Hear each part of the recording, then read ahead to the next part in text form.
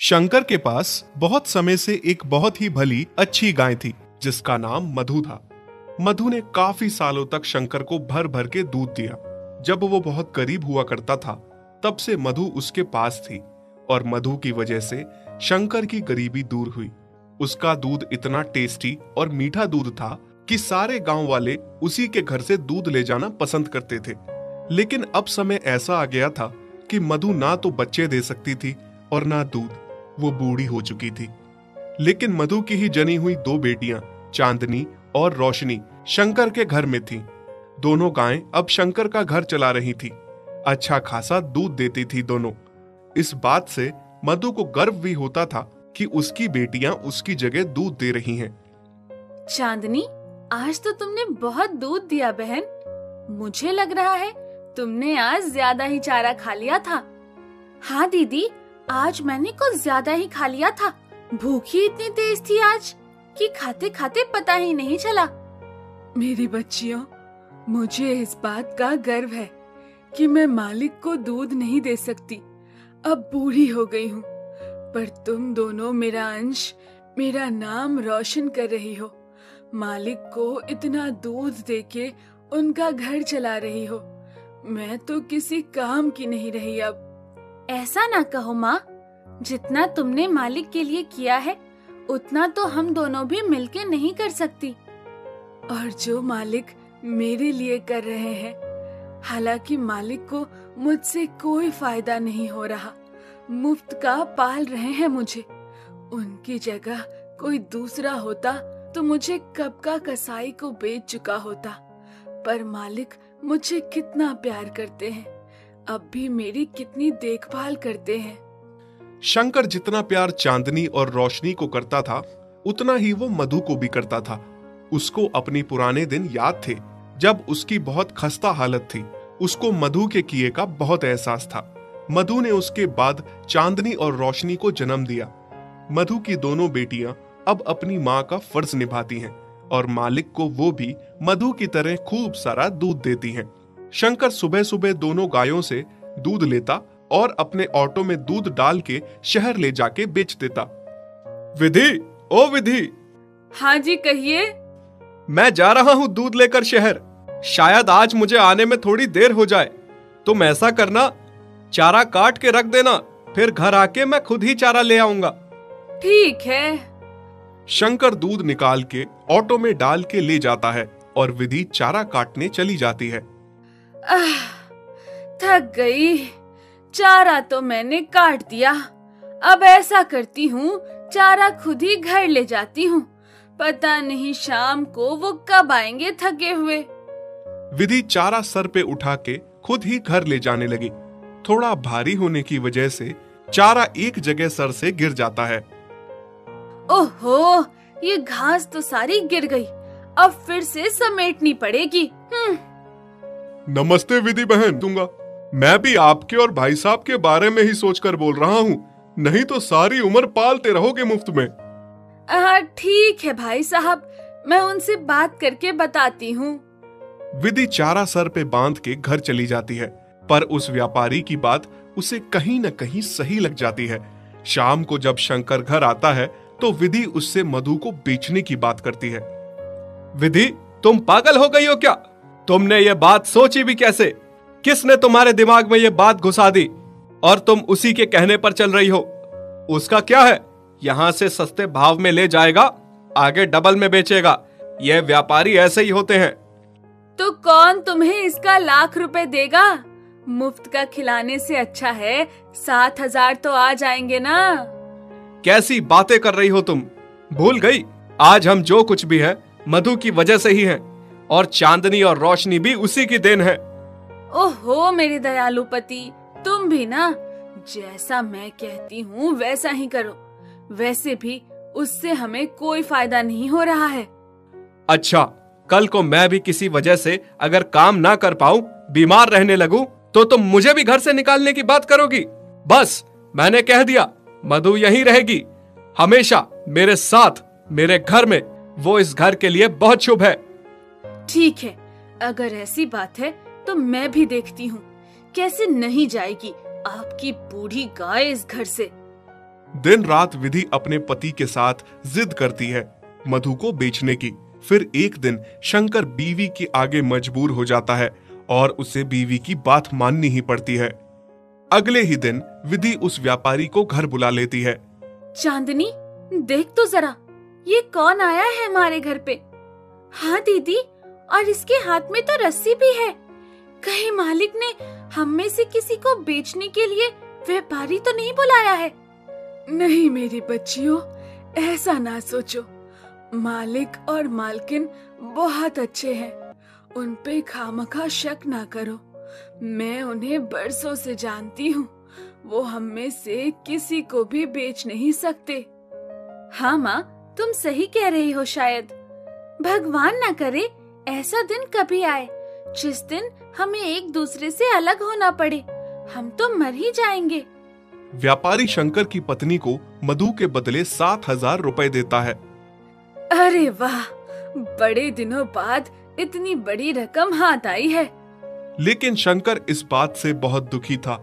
उसे बहुत बुरा लग रहा था कि ये कैसी औरत है, चंद पैसे के लिए घर की लक्ष्मी को ही बेच रही है। थोड़ी देर बाद शंकर मधु के पास आता है और उसके सर पे हाथ फेरता है।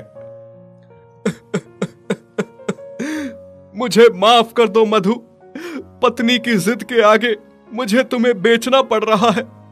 उसे लगता है कि तुम अब बूढ़ी हो गई हो, हमारे किसी काम की नहीं हो अब। हो सके तो मुझे माफ कर देना। ये सुन के मधु, चांदनी और रोशनी को बहुत बड़ा झटका लगता है।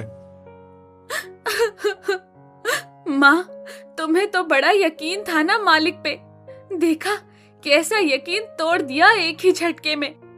आपने इनके लिए इतना कुछ किया, दूध के साथ अपना खून भी निचोड़ के दिया। जब इनका घर गृहस्थी बन गई तो अब इनको लगने लगा आप किसी काम की नहीं हो। कल को ये लोग हमारे साथ भी ऐसा ही करेंगे। अब क्या होगा माँ? ये व्यापारी आपको कसाई को दे देगा।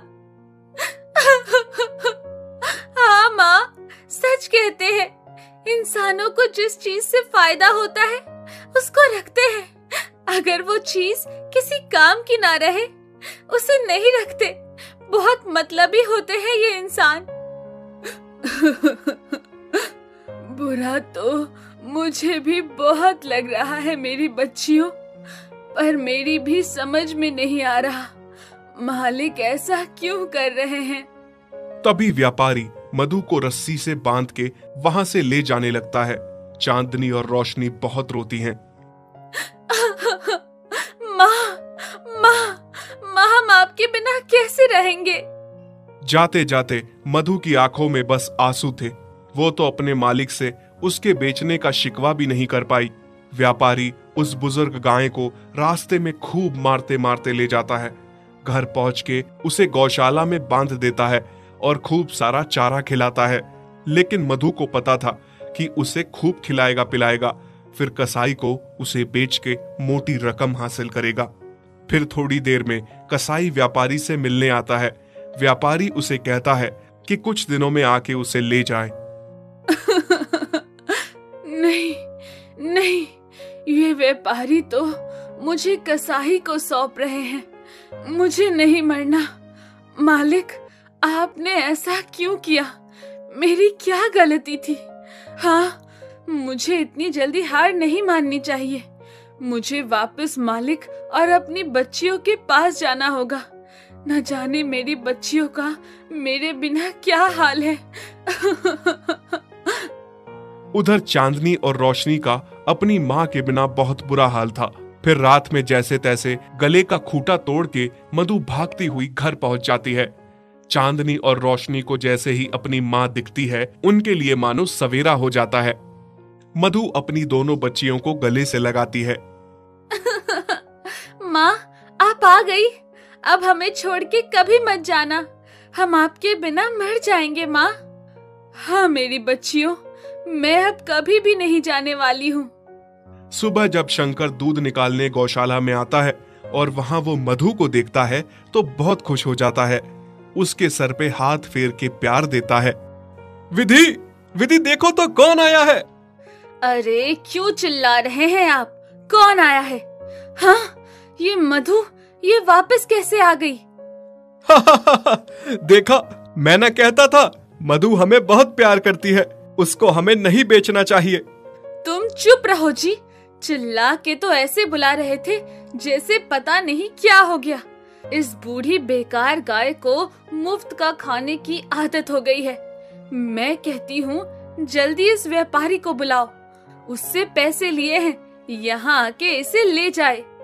शंकर मजबूर होकर फिर से उसी व्यापारी को बुलाता है मधु को ले जाने के लिए। भाई साहब, इस बार इस गाय को मोटी रस्सी से बांध के ले जाना ताकि दोबारा लौट के ना आए। माँ, ये फिर से आपको भेजने की तैयारी में है। कोई बात नहीं बेटी, मालिक ने अगर मेरे लिए यही सोचा है तो यही सही। इस बार मैं लौट के नहीं आऊंगी, बस मेरे जाने के बाद तुम दोनों अपना ख्याल रखना। नहीं माँ, ऐसा ना कहो। व्यापारी मधु को फिर से ले जाता है, पर इस बार मधु जाने में कोई जिद नहीं करती, क्योंकि उसे पता था उसकी जिद करने का कोई फायदा नहीं। वो अगर फिर से लौट आई तो मालकिन उसे फिर से भिजवा देगी। इधर चांदनी और रोशनी का रो रो के बुरा हाल था। दोनों ने माँ की याद में खाना पीना छोड़ दिया था। दोनों बीमार हो गई थी, दूध देना छोड़ दिया था। देखिए ना जी, किसकी नजर लग गई हमारे घर को। चांदनी और रोशनी कितनी बीमार है, खाना पीना छोड़ दिया है दोनों ने। इतना अच्छा कारोबार हमारा बंद हो गया है। ये और कुछ नहीं, मधु का फिटकार लगा है हमें। बोझ थी ना वो तुम्हारे लिए, जबरदस्ती उसे बेच दिया। जिसने शुरू से हमारा साथ दिया, बाद में जब वो तुम्हारे किसी काम ना आने लगी तो उसे बेच दिया। खुद गर्ज औरत, इनको भी इनकी माँ से अलग कर दिया। ये तो होना ही था, मुझे अपने साथ पाप का भागीदार बना दिया तुमने।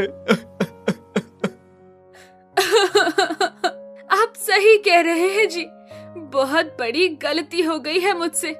मैं आपके आगे हाथ जोड़ती हूँ। आप उस व्यापारी के पैसे लौटा दीजिए और मधु को घर ले आइए। अगले दिन जब शंकर और विधि मधु को लेने व्यापारी के घर जाते हैं तो वहां वो देखते हैं कि व्यापारी ने मधु को कसाई को बेच दिया है और कसाई मधु को ले जा रहा है। अरे कौन हो तुम और मेरी मधु को कहाँ ले जा रहे हो? कहाँ ले जा रहा हूँ मतलब? मैंने इसे खरीदा है, वो भी डबल भाव में। मैं तुम्हें इसके भी डबल पैसे दूंगा। मेरी गाय मुझे वापस कर दो। ठीक है, ले लो, मुझे तो पैसे से मतलब है, पर इस बूढ़ी गाय में रखा क्या है? वो तुमसे मतलब नहीं है। तुम बस पैसे लो और हमारी गाय को वापस करो। शंकर और मधु कसाई को पैसे देते हैं और मधु को वापस ले आते हैं। मधु, मुझे माफ कर दो। मैं कितनी गलत थी। मैंने तुम्हारे साथ कितना गलत किया। मेरी वजह से आज तुम्हारे साथ वो कसाई न जाने क्या कर लेता। हाँ मधु, अब जो भी हो जाए, मैं तुम्हें कभी खुद से अलग नहीं करूंगा। जब चांदनी और रोशनी अपनी माँ को वापस पाती हैं, तो बहुत खुश हो जाती हैं और दोनों अपनी माँ के गले लग जाती हैं। राम जी के पास एक गाय थी जिसका नाम चांदनी था और एक बैल था जिसका नाम चांद था। चांदनी बहुत जल्द एक बच्चा देने वाली थी। राम जी अपनी गाय और बैल से बहुत ही प्यार करता था। चांदनी और चांद एक दूसरे से बहुत प्यार करते थे। चांद तो मानो पति की तरह चांदनी का ख्याल रखता था। एक दिन राम जी अपनी पत्नी लक्ष्मी से कहता है, लक्ष्मी, ओ लक्ष्मी, अब जल्द ही हमारे भाग खुलने वाले हैं। बहुत जल्द चांदनी को बच्चा होने वाला है। उसके बाद चांदनी खूब सारा दूध देगी। उस दूध को बेचने मैं शहर जाऊंगा। हम खूब सारे पैसे कमाएंगे। हाँ जी, आप सही कह रहे हैं। फिर कुछ दिन बाद चांदनी एक छोटे से बछड़े को जन्म देती है। राम जी और लक्ष्मी बहुत खुश हो जाते हैं। कुछ ही दिनों में राम जी की अच्छी खासी कमाई चलने लगती है। चांदनी जो भी दूध देती थी, राम जी उसे सुबह शहर जाकर बेचता था। फिर एक दिन राम जी दूध बेच के शहर से घर लौटा। तभी पीछे से एक आदमी राम जी को आवाज लगाता है, राम जी भाई, सुनिए तो। हाँ बोलो, क्या बात है भाई? भाई, मैं यहाँ से गुजर रहा था तभी मेरी नजर तुम्हारे बैल पर पड़ी। तुम्हारा बैल मुझे बहुत अच्छा लगा। मैं बैलों का व्यापारी हूँ। मैंने देखा तुम्हारे पास तो एक ही बैल है। तुम एक बैल का क्या करोगे? मैं तुम्हें इसके अच्छे दाम दूंगा। अगर तुम चाहो तो मुझे बेच दो। नहीं नहीं भाई, मुझे अपने बैल से बहुत प्यार है। उसके यहाँ रहने से मेरा कोई नुकसान नहीं है। मैं उसे नहीं बेचना चाहता। ठीक है भाई, कोई जबरदस्ती नहीं है, पर तुम जब भी इस बैल को बेचना चाहो तो मुझे ही बेचना। फिर वो आदमी वहां से चला जाता है। पीछे खड़ी लक्ष्मी सारी बातें सुनती है और रात को खाना खाते समय राम जी से कहती है, आपने उस आदमी को बैल बेचने से मना क्यों किया जी? तो तुम क्या चाहती हो, मैं चांद को बेच दूं? जानती हो ना, जब हमारे पास कोई नहीं था तो हमें छोटा सा चांद रास्ते में मिला था, और फिर जब से हम उसे घर लाए हैं तो मानो हमारी किस्मत ही बदल गई। उफ, आप कितना दिल से सोचते हैं जी। ऐसा कुछ नहीं है, और अगर कुछ ऐसा है भी तो क्या? सारी उम्र उस बैल को मुफ्त में पालते रहना है क्या? उसका तो हमें कुछ फायदा भी नहीं है। उफ, सेठ कितना अच्छा दाम दे रहा था। मैं कह देती हूँ, आप कल ही सेठ से बात करिए और इस चांद को बेच दीजिए। राम जी चांद से बहुत प्यार करता था। वो उसे बेचना नहीं चाहता था। पत्नी के दबाव में आके चांद को सेठ को बेचना पड़ता है। अगले दिन सेठ बैल को लेने आता है। सेठ चांद को ले जाने के लिए रस्सी खोलता है। तभी चांदनी चांद से कहती है, ये कौन है? और चांद तुम्हारी रस्सी क्यों खोल रहा है? मुझे तो ऐसा लग रहा है मालिक ने मुझे बेच दिया है। ये मेरा नया मालिक है। नहीं नहीं चांद, ऐसा मत कहो। तुम चले गए तो तुम्हारे बिना मेरा और हमारे बच्चे का क्या होगा? ऐसा नहीं हो सकता। चांदनी, मैं भी तुम दोनों के बिना कैसे रहूंगा? पर मालिक ने ऐसा क्यों किया? हाँ, शायद मैं उनके अब किसी काम का नहीं रहा हूँ, इसलिए मुझे बेच दिया। फिर सेठ रस्सी खोल के चांद को वहां से ले जाने लगता है।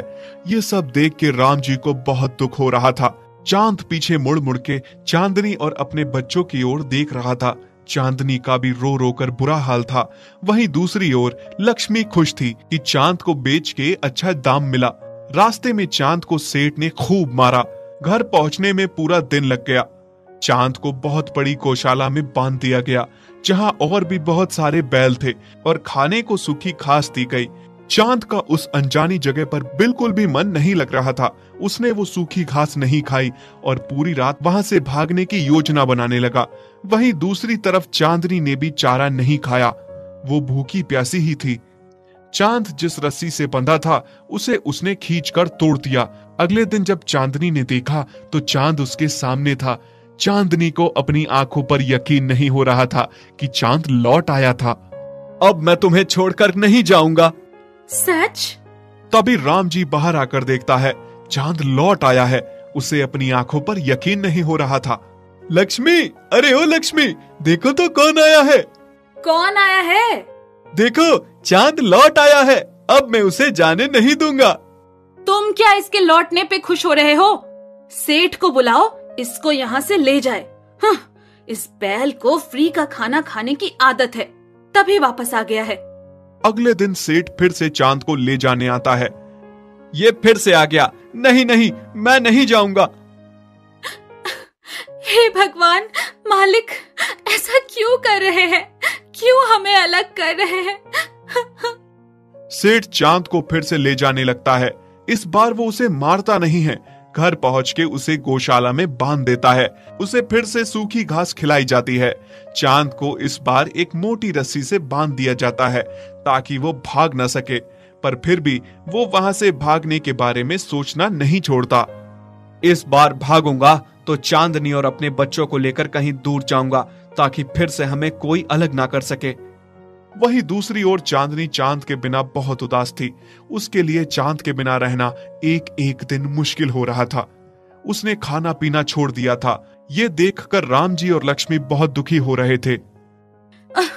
देखिए ना जी, हमारी लक्ष्मी को अचानक से क्या हो गया है? अच्छी भली थी, अचानक से इतनी बीमार कैसे हो गई? ये सब तुम्हारे कारण हुआ है। तुम्हारे साथ मैं भी इस पाप का भागीदार बन गया हूँ। हाँ, मेरे कारण? मैंने क्या किया? क्या तुम अंधी हो गई हो? तुम्हें दिखता नहीं है चांद और चांदनी का प्यार, वो दोनों एक दूसरे से कितना प्यार करते हैं। चांदनी का बच्चे का बाप भी चांद ही है। तभी चांद भाग भाग कर अपने परिवार के पास लौट आता है और हमने किसी के परिवार को तोड़ा है, इसका पाप तो हमें जरूर लगेगा। आप सही कह रहे हैं जी, मुझसे बहुत बड़ी भूल हो गई। पैसों के लालच में मैंने ये क्या कर दिया। आप कल ही जाकर सेठ को उसके पैसे वापस कर दीजिए और चांद को घर ले आइए। उधर चांद पूरी रात रस्सी को तोड़ने में लगा रहता है।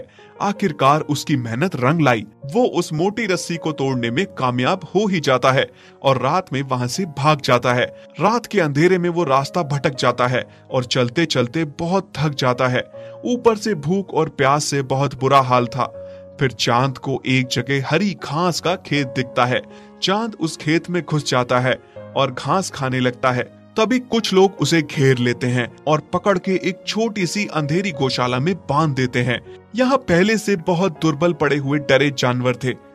राम जी अगले दिन सेठ के पास चांद को लेने के लिए पहुंचता है, पर सेठ से उसे पता चलता है कि चांद फिर से भाग गया। राम जी आके अपनी पत्नी को बताता है। दोनों चांद के लिए बहुत चिंतित होते हैं। हमारा चांद कहाँ गया होगा? अभी तक तो वो घर पहुंच जाता, पर उसका कोई अता पता ही नहीं है। कहाँ गया होगा वो भूखा प्यासा? आप सही कह रहे हैं जी, पर आप चिंता मत करिए, सब ठीक हो जाएगा। वहीं दूसरी तरफ चांद का उस कैद में दम घुट रहा था। वो सोच रहा था भगवान ने उसकी कितनी बुरी किस्मत लिखी है और कितना और दुख देखना बाकी है। मुझे तो लग रहा है कि मैं अब मर जाऊंगा। नहीं नहीं, इतनी तकलीफ उठाने के बाद अब मैं हार नहीं मानूंगा। मुझे कुछ भी करके अपने बच्चों और चांदनी के पास पहुंचना है, बस। तभी चांद दीवार को तोड़ने की सोचता है, क्योंकि दीवार कच्ची थी। उसने सींग मार मार कर दीवार तोड़ दी, लेकिन तभी वहां गौशाला का मालिक आ जाता है और चांद को बहुत मारता है।